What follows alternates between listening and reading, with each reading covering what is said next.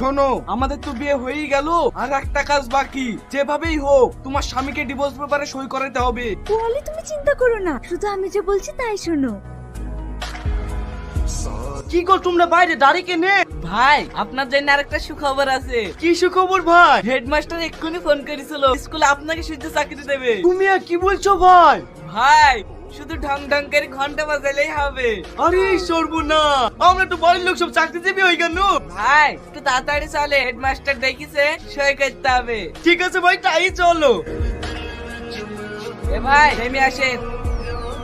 কি ব্যাপার ভাই, স্কুলে নিয়ে যাবো বলি এখানে নামতে বলছো যে? হেডমাস্টার যখন চলে এসছে এইখানে কাজটা সেরে নেবো, আপনি এবার সইটা করে দেন। এ দেখেন টাকা নেন, এবার আপনি যান। আমি খুব খুশি, আজ আর আমাদেরকে কেউ বাধা দেওয়ার নাই। তুমি চাকরির কাগজ ভেবে এক্ষুনি যেই কাগজে সই করলি না, ওইটা ছিল ডিভোর্সের কাগজ। আজ থেকে আমাদের ছাড়াছাড়ি হয়ে গেছে, তাই এখন আর আমি তোমার কাছে থাকবো না, ওর বাড়িতেই থাকবো। এই চলো। ভিডিওটি যদি ভালো লেগে থাকে ভিডিওটি লাইক করবেন, কমেন্ট করবেন, সাবস্ক্রাইব করবেন।